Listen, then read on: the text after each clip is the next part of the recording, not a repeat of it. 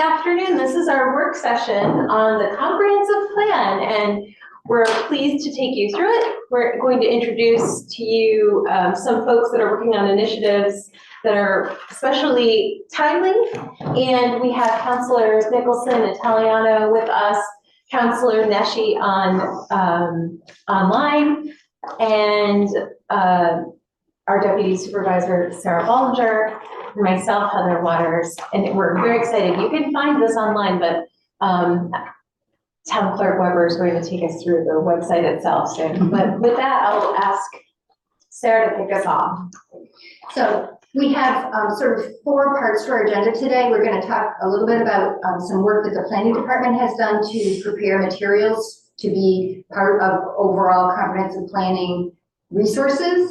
We're going to discuss some tracking that the clerk and the supervisor have put together in terms of just all of the objectives that we set and sort of what their status is so that we can keep track of that for implementation going forward. We're going to review the website, and then we're going to review sort of an overview of where we are now as of January 2024. An hour or less. An hour or less, and then there's time for discussion. So We worked on our brevity. yeah, we will not take more than an hour, I can promise you. But we do want to give the planning department, so we have Tom Fortress and Lisa Beeman here from the planning department to share some of the work that they've been doing in terms of updating and digitizing all kinds of things. So I asked Lisa to come in and So grab the microphone. Oh, It's not yep, here. sorry. Sure. I asked Lisa to come in because she worked on this project and she did it by herself. And I didn't want to, I thought it was very important that you see her and you hear from her because she took on this initiative. And so I'll let her kind of talk about what she did and then I'll share screen while you do that. Okay, great. So about a month ago, I was asked to clean out an office downstairs that had a bunch of file cabinets in it with old subdivision maps from, early 60s, 70s, 80s up until now. And I don't know if you guys knew that there was a rack of maps in this office here. I contacted Avalon to see if they could come and pick them up and scan them all in for me because it saved probably 2 years of my work life in scanning these things in. Allison can pull up the maps to show you. So they did this project in probably under 3 weeks. It was right around the holidays, so they did a really quick job on it. They scanned every single map we had. It was, I don't even know how many pieces it was, probably. It was a lot. That Like, was a substantial yeah. amount of room taken up. Right, There. so, they scanned in every single subdivision map for me. They labeled everything. You can pull up whichever one works for you. So this is all in records management. It's all in our Laserfish program. It's all there for us to just pull out. So when people call for, like real estate agents want to call and ask if what's going on or where the maps are, they can look at maps, homeowners call, look for maps, that sort of thing. We can just pull them on a Laserfish now and just email them right away instead of having to go downstairs and paw through boxes.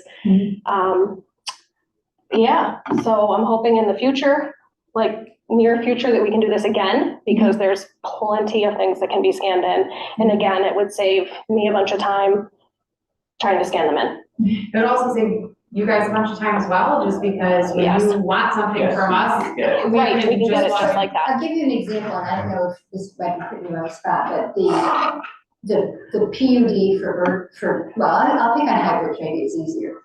That Hybrid Street, the one person who spoke at the public hearing several times said, well, back in 1991, they had approved this other plan. It'd be great if we could just pull up the 1991 plan and say, this is what it looked like at the time, and this is what was approved. Yes. the only caveat that you need to know when you're doing historical research, and Lisa can back us up, is we may call it this now, but it may have been called something else back then. So we just need to keep that in mind. So when you're asking us, so in 1991, it may have been called like Clover Estates, and just making stuff up, but that's how. That's a common problem with subdivisions. If Yes. the developer comes up with one name, the second Correct. developer names it something different. Correct. So that's all I got. Any questions? Thank you. Yeah. I will mean- say as much time as it was saved, now that it's in Laserfish, there's so that when we can avoid having the naming issues, there is still a lot of work on Lisa's end because the way that our records, kind of management works, where we're going in and looking at them to make sure that they're easily accessible for anybody that's looking into that. There is still a lot of time to make sure that we're organizing it so that we don't have any issues. Yeah, I was gonna ask how you're gonna, what your naming convention. Yeah, right now, he named them all by, the subdivision, like Clark Hill or Manlius Landing or By its Verbeck. By current its name. current name, what he saw on the map is what he named it. Gotcha. So some of them I do have to go back in and say, you know, this should be this section of Verbeck and put the street name on it, so it's easier to But you find. said they were also all codified by the address, so you Correct. could look at the Yes. address and Yes. see if that turned up something you were Correct. expecting. Yes, Now, we were just looking at a property where 3 or 4 houses had the same address, yes, so. yeah, It's that not comes up quite a guaranteed bit. solution. No, You should but, also know that yeah. Lisa does this, she is, I would say, the primary record scanner for all of town of Manlius. Mhm. She happens to love it. I do love to scan, I didn't know what to tell you. So she scanned a giant map for us for the stormwater Yes. project. Yes. Stormwater group, Yep. and it was like this, Yeah. we should do this, maybe that Yeah. was when the seed was planted, I don't know. Okay.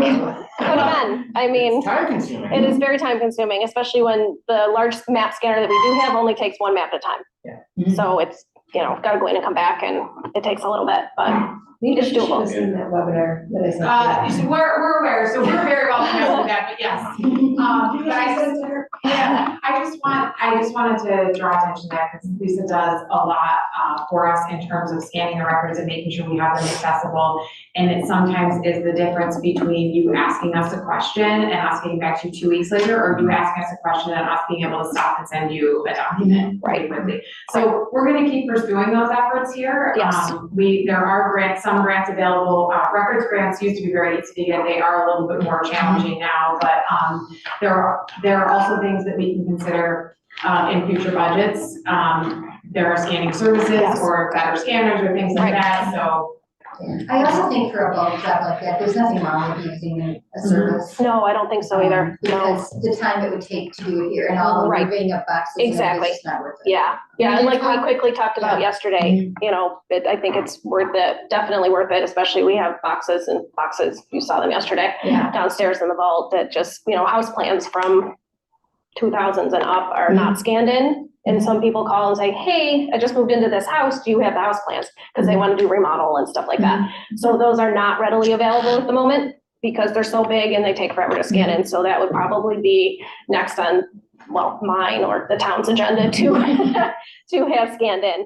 But I think doing them in chunks like that and not saying, hey, we have a blanket, you know, $20,000 to spend. And then, you know, it goes way over that. So I think the best course of action is to do it in chunks like that.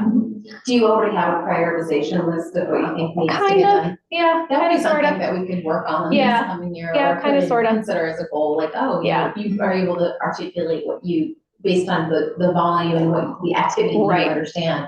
Yeah.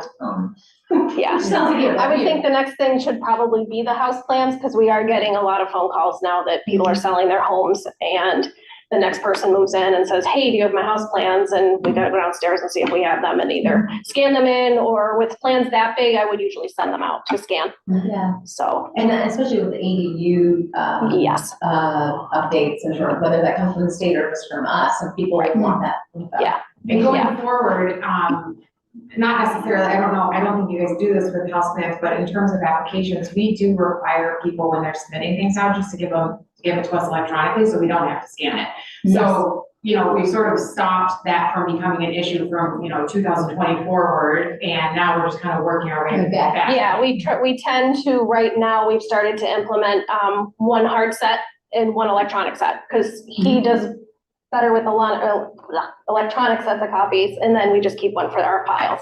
Okay, but eventually I'm hoping to go fully electronic and we don't need any of this, so. Yeah. But I think it's a start.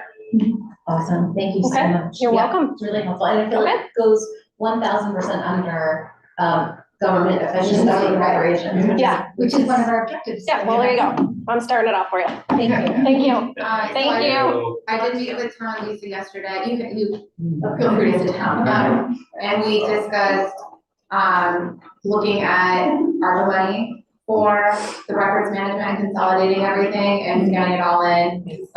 And doing it in chunks so I asked her to get a quote for like all the different pieces that she would segment.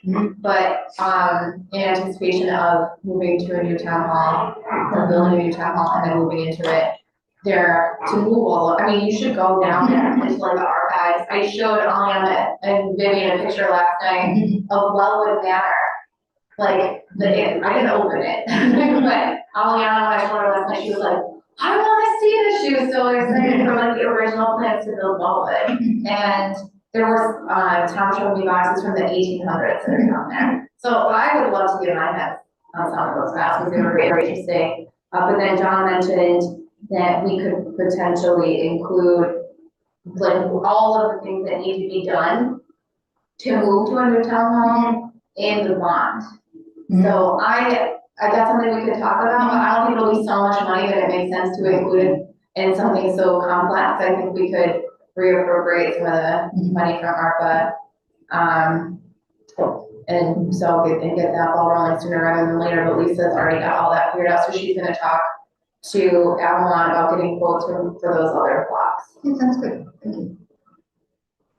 Okay, next up, we have a giant Excel spreadsheet. Yes, did you want me to share that now? Please. Okay. And I think this is valuable to know that over time, because this is a 10-year plan, that over time there'll be a way of sort of knowing that things started but then fizzled. There's things that never started, there's things that started and completed, and that somebody 3 or 4 years from now can go back and kind of see where things are. And that, I think, will make it helpful to keep this going, because one of the goals of the comprehensive plan is to stay alive and then. Yeah, not sit on the shelf. And Not sit on the it's shelf and not 9.5 years. So Yes. you want to be able to have a way of knowing, oh, I thought that was part of the comprehensive plan, whatever happened to that? And there's going to be a single document that was actually, you could look it up and see whatever happened to that. And now it's got beautiful colors in it. Thank you so much. Well, Fran doing work. So, I had been meeting, I have been part of the comprehensive planning process, for quite some time, and, gone to several meetings, and just sort of served as a liaison between sort of the operational part of town hall and the comprehensive planning process. And one of the things that happened after comprehensive planning was that I could hear feedback from the residents and the town councilors of wanting a very tangible way to track how are we taking the goals and objectives that we identified in the comprehensive plan and then actually turning them into something. And so naturally, I thought a spreadsheet would be fitting. Are we supposed to be able to read that and like that? You can, but it is a place where, it is a trackable place. We do have a project management tool available to us, Hive, that we can use. But before we go into that, that is a lot of data entry. So we're gonna start here. This spreadsheet is available to all the town councilors. I gave you a link so everyone can edit it. It's saved in OneDrive. I'm gonna open it up as we're talking so that I can actually see it. Most of the notes that are in here, I think some town councilors did go in and add notes, but most of the notes that are in here came out of a meeting between myself, Councilor Waters, Councilor Ballinger, and Councilor Denton, where they provided feedback in varying degrees regarding what had been accomplished. So can you go to the first tab that's around, that's a summary of all the objectives? So we actually, for this purpose, we took that out. But we do have 2 tabs where we maintained all of the objectives and then all of the implementation items, and it is a full list. In this version, there is not, just because we were going to be putting it up on the screen. Okay. So we sorted it by item, what was the status of it, what action was needed, and you can see too that it says, is it an objective, was it an implementation item? The way that we sort of read it was these objectives are going to be things that may not necessarily, we may never achieve the objective, right? Because an objective is just how do we want to function as a town, but the implementation items, obviously we can. So I encourage So everybody. this relates in the plan itself. The objectives are one color and the information is the other. So that's, so this just copies that. Yep. So it's nothing different, but it's easier to keep track of. And then I think using, of course, none of us can actually see this, but you're on the sustainability tab. Yes, So we want to use this to cross-reference with what Amanda's doing on the climate smart communities. The climate action plan. Climate action plan. To make sure that, because we cross-referenced a lot of those goals, that we would, if something happens that Sustainable Manlius does, but it reflects one of these implementation steps, that we cross-reference it back and forth. Yeah. and you can see on here the status, if I marked in progress, that means, something has happened on it. We've identified a counselor that may be working on it and then included any notes. We marked if it was ongoing, those are typically objectives. Those are things that might not necessarily be, like I said, we might not necessarily achieve them. They may always be ongoing, and that's what we've identified to set our goal on. And then if they're open and they don't have anyone attached to that, that's certainly a place where town councilors could say, hey, I'm going to take this on. You can see here in the notes, follow-up, the SM stands for Sustainable Manlius. So we could see a lot of places where Sustainable Manlius was already working on this, and maybe we just wanted to follow up in that way. We broke it down into the different categories that existed, which were community character, healthy neighborhoods. Right here, and let me just increase this so you can see. You can see that there is the AUD or the ADU law. We talked about doing that in here, and you can see that there are notes on that, and that's ongoing, and there are different people working on that. The neighborhood sidewalk program is an action that's completed. So, that's one that we can check off the list, and there are action items in here that are completed.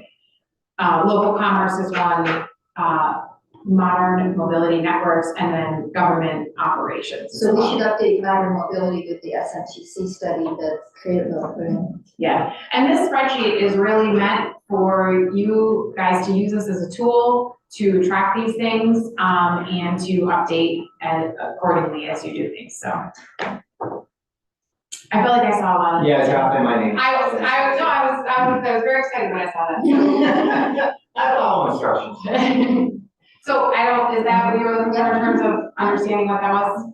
So what William just did is any of us that realize as we're working with a resident or a community, and we say, oh, for example, you're working with the neighborhood up by our law firm, yeah. So we might say, well, under neighborhood sidewalk program, there's another action that I'm working with a different neighborhood than the one that Elaine was working with, and you put that in there. And then someday down the road, people can say, oh, we also had, in addition to Edwards Road, we also had Drake, whatever. Yeah, okay, that sounds good. Are we putting, like, so I don't certainly don't, it wouldn't make sense to do all of them, but are we corresponding this with Hive at all? And like, So that's the eventual goal. Right now, we're doing this just to see that the eventual goal is to get them all in there and to make sure that this was a framework that worked for everybody. But if I was gonna offer, if anybody wants to come in and, like, if you want me to come in and we just go through the spreadsheet, I can, Yeah. I can kind of shout out stuff and. Like a working meeting and. Yeah, that's totally fine. And we can get that updated too, because I feel like with Sustainable Manlius, especially on the sustainability tab, there's probably a lot more going on there. And then I know that you said that the comprehensive plan is sort of a living document, and that you might change implementation items or add goals and objectives. And so if that's the case, you can add them in there, and then the same will be true for Hive. Yeah. When we go to move this from the spreadsheet to Hive, that will be a process. So I'm gonna stick with this until we get to a place where we go, okay, we're gonna do this in Hive, until we have a dedicated person here who can sort of manage that in Hive. Only also, we don't have adoption yet as a project. We're not using it as our project management tool. We haven't come to a place where we're all using that. So I think it's really smart to Stick with us. Yeah, we definitely know how to use an Excel spreadsheet. Yeah, my fear was like that it would be so cumbersome to try to move toward Hive. Like I think integrating it where it makes sense where we're like tracking progress along a project. But I think if we try to like dump all that information into Hydro, it'll just go stale and then we'll still be right back where we Well, started. also, we're not using it across the whole organization. It's one thing that we're using it to keep ourselves, but you're using this too. You know, Tom could look at this and have a quick, if he needed a quick view of like, what are those top three, you know, and yeah. I spoke with Caitlin and Sarah, and when I do my year-end report, one of my goals and objectives is to know what is going to be requested of the planning and development department for comprehensive planning implementation. So we do not slow down your process when you're trying to do things. But if it's in the middle of the summer and I'm extremely busy, I don't want to hinder residents' development or contractors' development because I'm working on a project to not slow you down. And I want to make sure that I'm aware of, you know, is this a 3-month goal, a year goal, a 6-month goal, so I can kind of schedule out or at least have that in the back of my mind that I'll be doing this. Yeah, that's really helpful. We can talk to you about it, but we have Allison, you're still presenting, but there is a part of our agenda to talk about how do we formally look at this and when, and who formally looks at this and when, so. Yeah, I'm, Sarah asked that I share the spreadsheet, so I'm. So I think one way to look at this is one of the implementation strategies of the comprehensive plan is the annual review with the steering committee. So every June, we would go through the spreadsheet in detail, make sure it's totally current, share that with the steering committee. And then if there's new goals or objectives that people have identified, objectives or implementation plans, get my word right. Objectives or implementation steps, we would formally add them each June. They'd get a new number and be a thing, and then then they would continue on. So that over time, you know, particularly your department may come up with additional things to say, hey, we really need a project about this.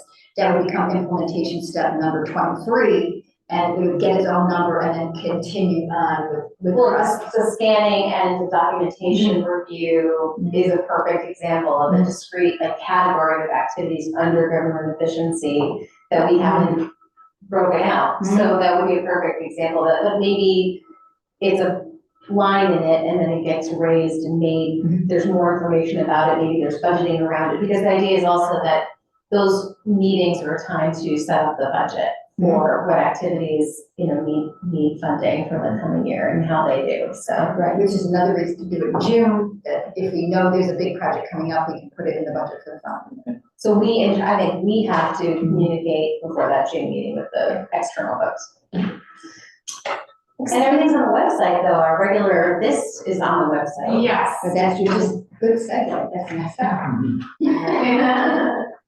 Jumping the gun, very excited. All right, so, if you are visiting our website and you're on the homepage and you, put your mouse over the government tab, this drop-down box appears, you can see our various committees, comprehensive planning is at the top.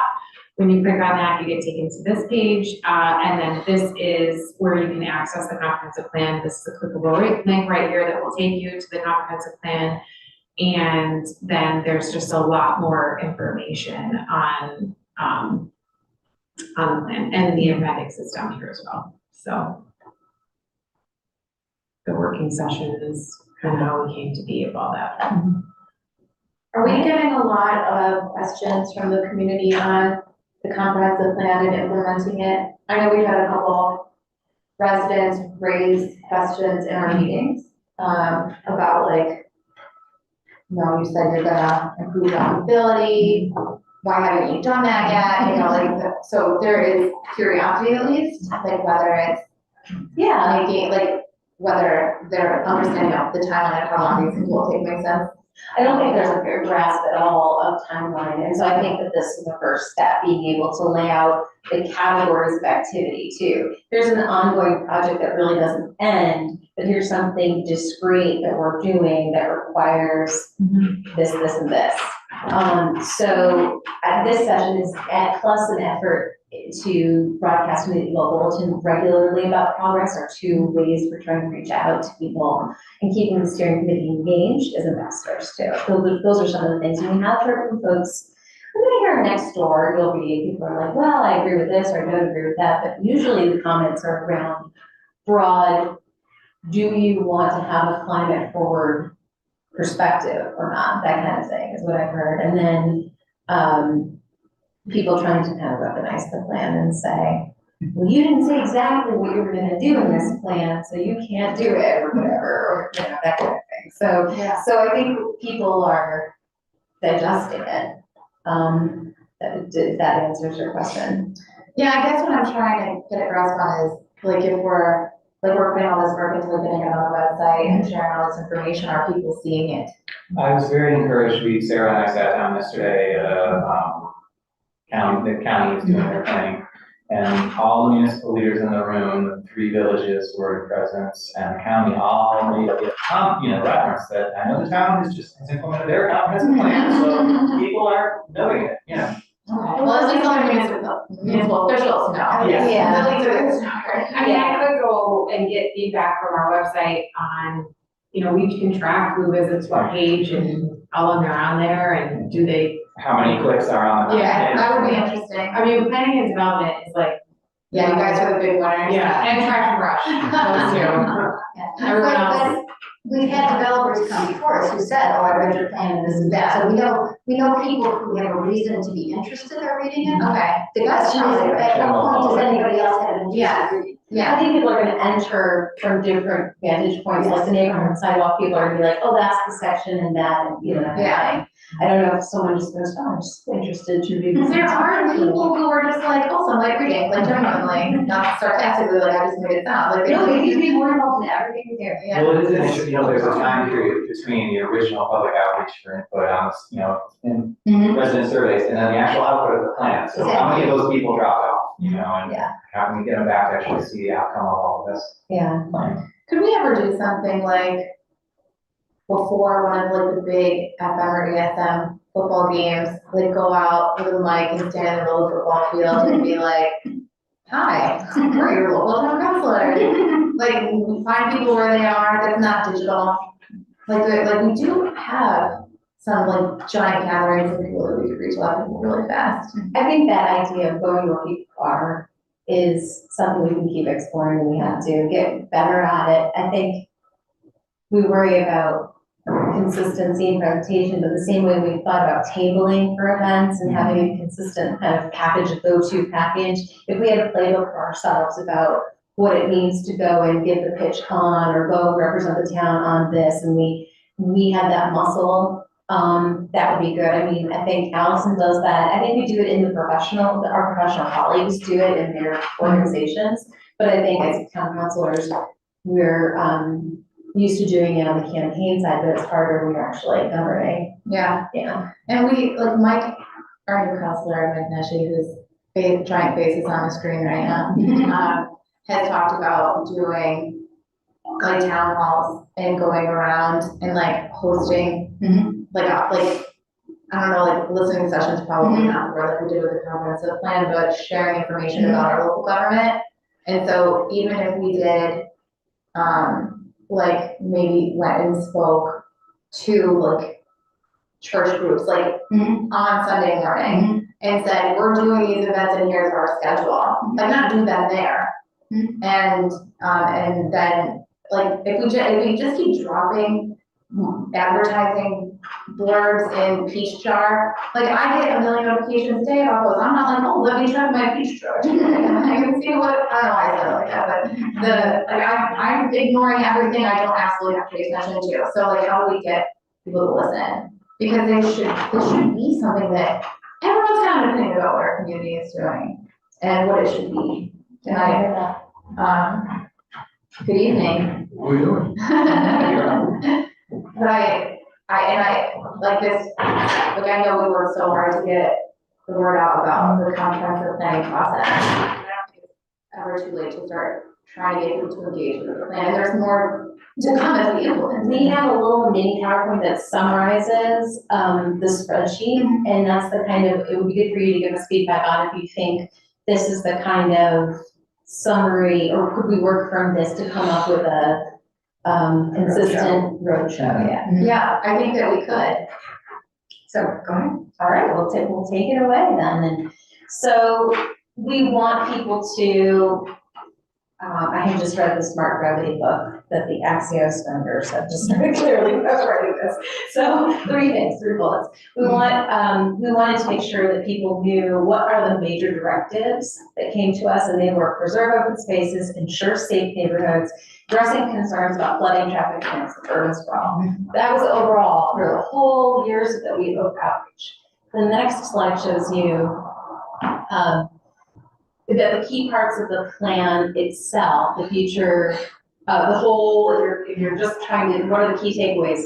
Make sure you know that future land use map, the objectives overall, and the basic implementation items, so you can see where we're headed. And then the final piece is, we wanted to tell people a little bit about what would happen in 2023 as we were rounding things up, and then the next slide is on 2024. So We'll go back to 2023. we'll go back to 2023. So, things have already happened, so I said citizen science in there, but now we know it is community science.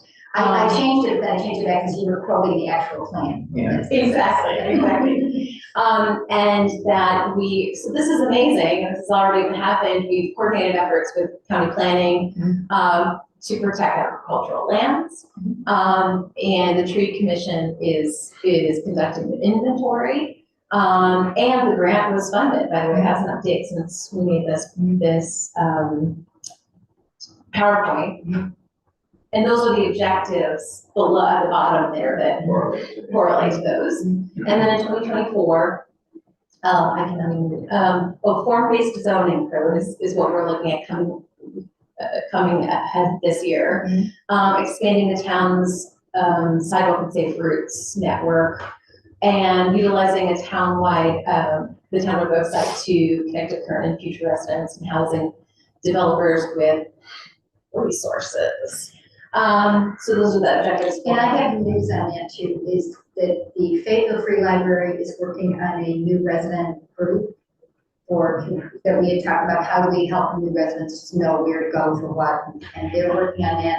They were thinking of hosting something quarterly with everybody who's moved to the community within that quarter to invite them to the library to learn about things that are going on. And at the Manlius Library, there's the Neighbors and Newcomers group that we were reaching out to see if we could do the same thing with them. So that's a perfect gap going to them, and we've heard, So that would be a way where we would try to connect residents with, just to know their town exists, know that they're in a town. And to kind of know that there's some resources here that, like you were saying, as far as the tax credits or whatever. Yeah, these are three. So you saw that the spreadsheet has many things, but if we want to think of three things that are quite big chunks to bite off, that we want to implement this year, these are three. Do you want to take these to the next one? No. Oh, there are. There are five. Providing resources to new and small businesses through a partnership with the Empire State Development's business mentor New York program. Collaborate with the Onondaga East Chamber of Commerce and villages to promote participation in small business week, shop local. So this is really the economic development stuff that we can put our finger point on. But these are Confirmation wants to participate. Oh, great, Mike.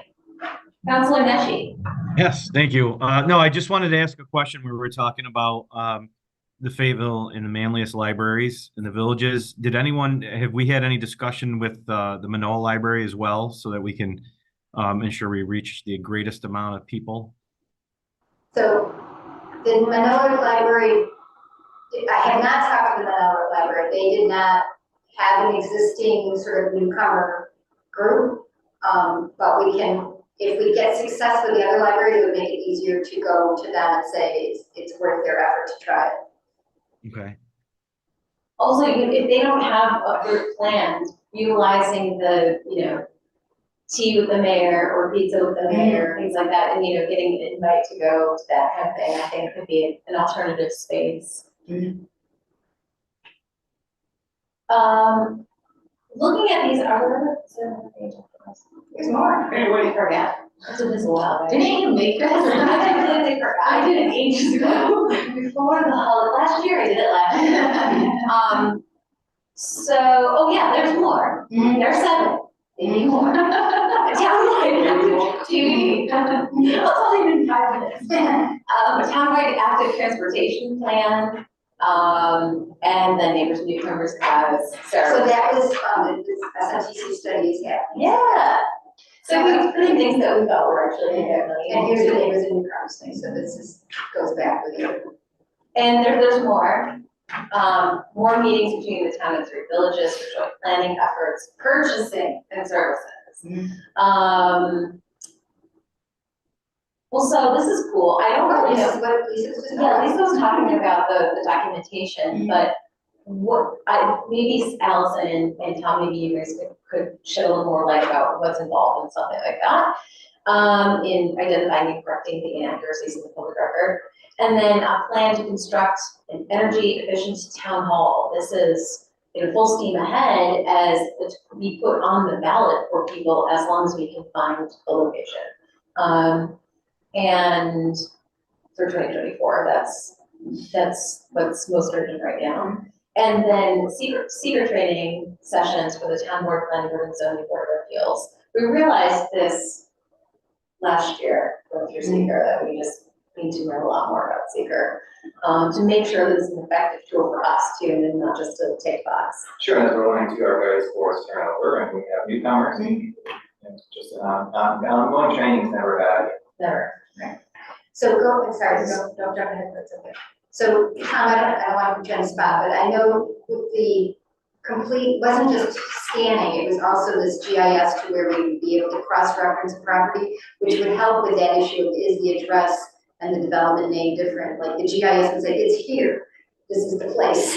That, and also, with speaking with Tim Pertaski, when someone doing an appraisal or doing a review of a property and they're looking at how it is assessed versus how it's zoned and appraised and all of these kind of different factors when people are looking at properties for purchasing, refinancing, how they are, there's a little bit of confusion. So we would be able to take all that information from the county, from the town, from assessment and put it all in one place that they would be able to look at all the information.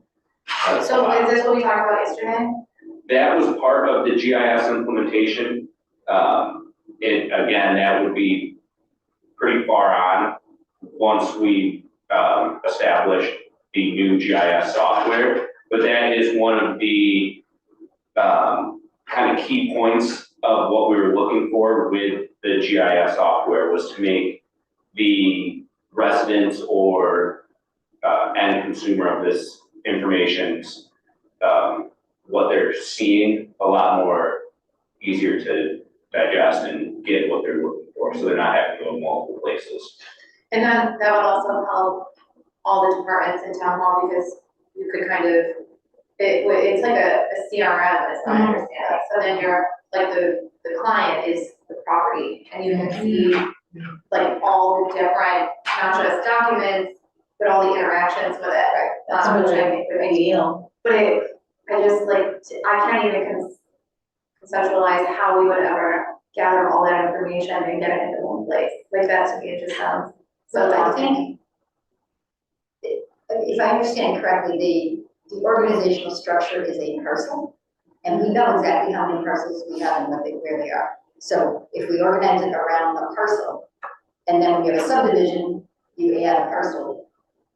But I think that's the way it's manageable. So highway knows that they're on a parcel, planning knows they're on a parcel, assessment knows they're on a parcel. And so they can all get the information they need about that parcel. And then if there's an outside client that's an appraiser or a developer who wants to know about the parcel, we can tell them what there is. But having the county's real-time plug-in or whatever, being able to go back and forth between internal information and external information, I think is the trickiest part, but that's done. But that's why by using the GIS, the county already has, so the county already has all the easements for the utilities, they already have all the flooding and everything, so that just becomes a page on ours, and we don't have to do it all again. Every year interoperability issues Yes. get solved with data sets. So. Yeah. Interoperability, that's the word.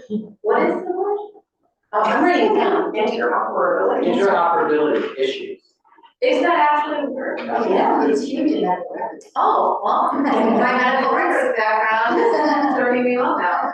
Well, it's just So- that you have to update the basis.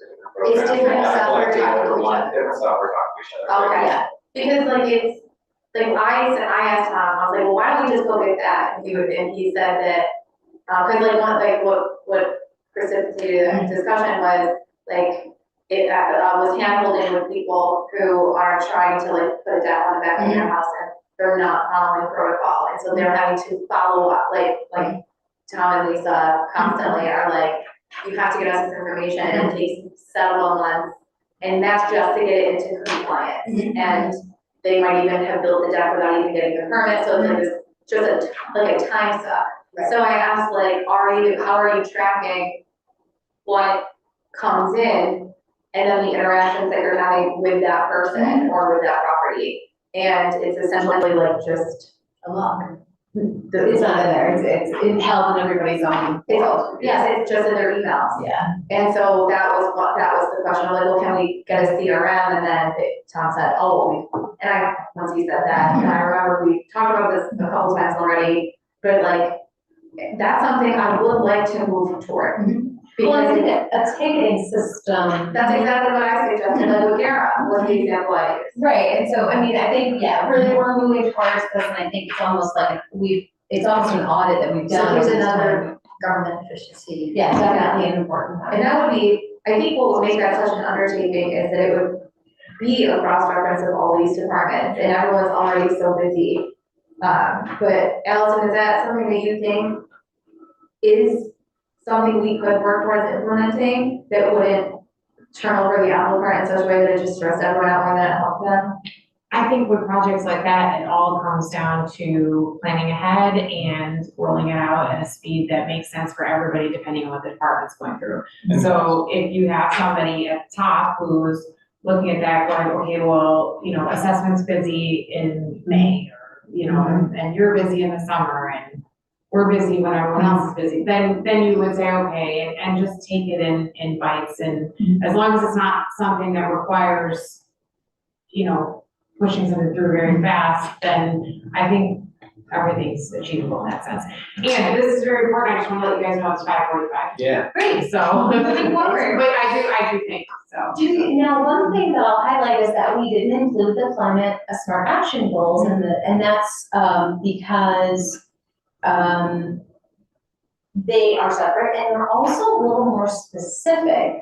These are broader, and so we would like to get the facility going forward, and I think they will start to merge in future years, but I think just for this presentation, we wanted to highlight what was specific coming out of this and how people could start to use this.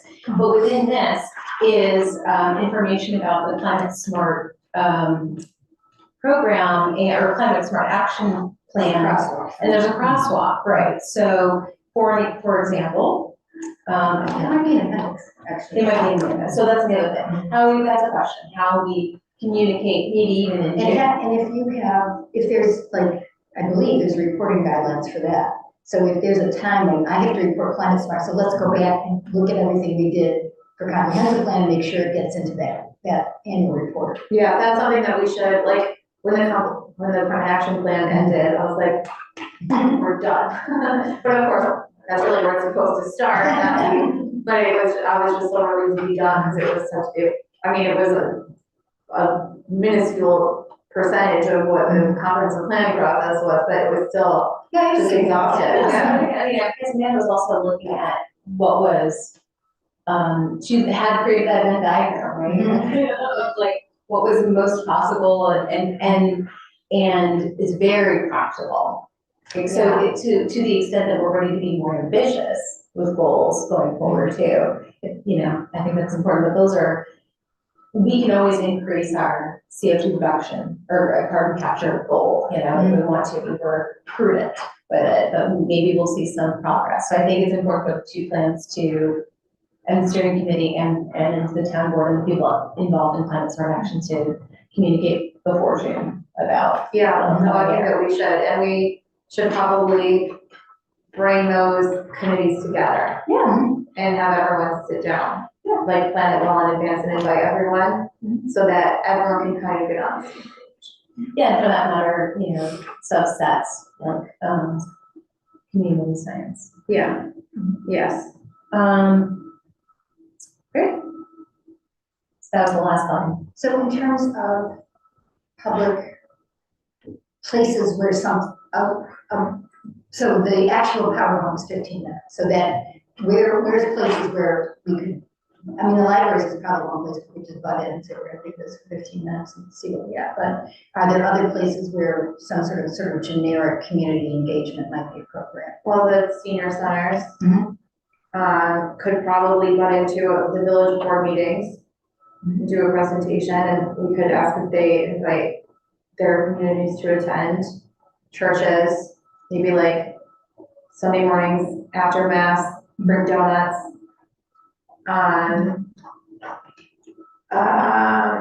Rusty Forest. I know what you're speaking about, sort of mass meeting the public, or about like chamber meeting. Chamber, I think is very appropriate. Yeah, one of the things we think we underutilized was sort of that, engagement with the business community, so that's one of the reasons they're there. I think the, what's it called, the Home Builders Association, they have a meeting once in a month. Yes, that would be great. Maybe we could ask, like, cause my hesitancy, like, if we go to the library and have a scheduled presentation, 15 minutes is kind of short to have an event. I think that this is something we should be going to do to existing groups. So maybe the library club us in with, just what we did there, and that would be a good audience. Yeah, and I think we have to anticipate that a lot of people have questions about climate smart action. So I honestly think we should have a slide or two to update this to make sure that we don't leave it out. Or include, you know, here's a quick summary of the climate smart actions that are also for 2024, so Yeah. something. Not to make it super long, but also that, because people will ask. Yeah. I'll keep thinking about it. I think there's a couple here that would absolutely welcome this, and then there's others where we need to be more creative and like, what's the right time to do that? Yeah. I just like, are there like active clubs or like I'm thinking like, where are people? Like you've got like the YMCA's. Yeah, the YMCA has presentations. Yeah, and even like maybe student groups at the high school, like they've got like the government clubs and stuff that might be interested in hearing about this, or, cause it probably, like the teachers might not necessarily. Our coffee shop friends, like I know that, Christina Hodges, you know, was talking about how the last cycle really made clear to her she wanted to know so much more about how the civic process works and how government works, but also just civic engagement in government. And so.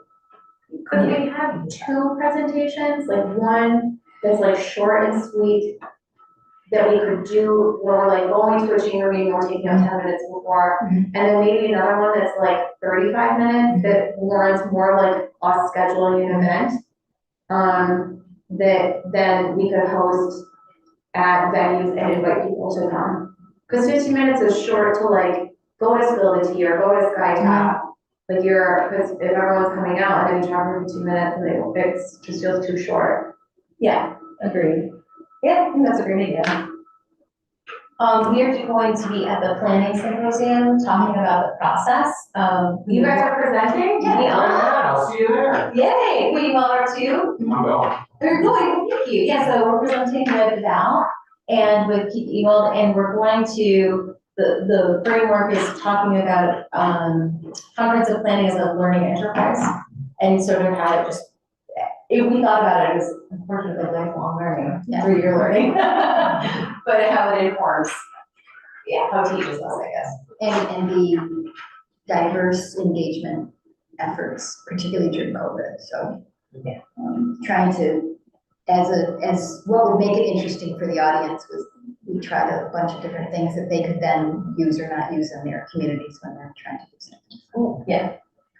Yeah, so we're And that's in March, so. March 13th, 2024. So we will have a longer PowerPoint for that. Which is not exactly what, between these two, we could probably make something after that. Yeah. That'd be what you're thinking. And then we could integrate some of the points that Mike wanted to integrate into his like speaker The town hall or experience. speaking. Yeah, so then that could be something that we could do at fire halls, you know, and like there's, and I think like wherever we can find a group that Yeah, it's already. interesting, because like, there's not a lot of opportunities where we could like broadcast the content and the discussion on conference plan where the audience is there and uniformly interested in the subject. Yeah. But there are pieces of the plan that do correspond to various groups. I mean, there's neighborhood associations that would be very interested in having us come talk about the sidewalk program and healthy neighborhood development. There's conservation groups that would love to hear about, you know, the climate action steps and the watershed protection and thus and such. And so rather than like shotgun on a huge crowd, it's a targeted audience where we know they're gonna want to zero in on this part. And then we just sneak in the rest. Yeah. We've worked with a bunch of neighborhoods through the tree commission that we already have those contacts for, so they could be some of the first folks we go to. Right, and they, you know, they'll do the logistics of posting the meeting and drawing the crowd. Right, yeah, Do you exactly. know, have you, I'm guessing most of you, but maybe not all of you are reading here, but the United Nations Sustainable Development Goals, you've seen this individual bar. Yeah. I feel like a kindergarten teacher. What if we created something like that, like a graphic, maybe we could rope in for a link that will not actually be done working there. And we modeled it after this, where, and we, maybe it doesn't obviously have to be 17, but have little, like an image like this that had like walkability. Stopping all of flooding. I think she can handle. Yeah, there's some of that in the We plan. have that, so we can actually use those same symbols. Yeah, we have some visual, assets already that can help us with that, or a style that we could pull from that and so on. And I remember the sustainable, development goals were great during Earth Fest, so I think making sure that we're, really having a category of neighborhood meetings, what we're bringing, highlighting and tabling, and,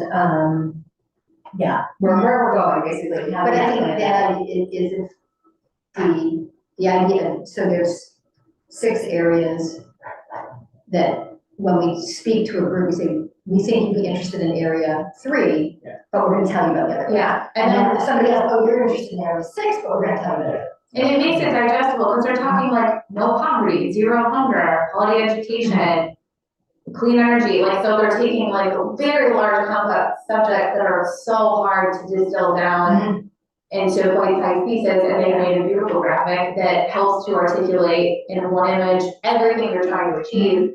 So this could capture the attention of people to bring them to an event, because they'll say like, oh, I am interested in trees and like having more parks, or whatever. And because otherwise it's, like the document itself is not in and of itself something that people would be engaged with. I understand that the PowerPoint having emojis is probably.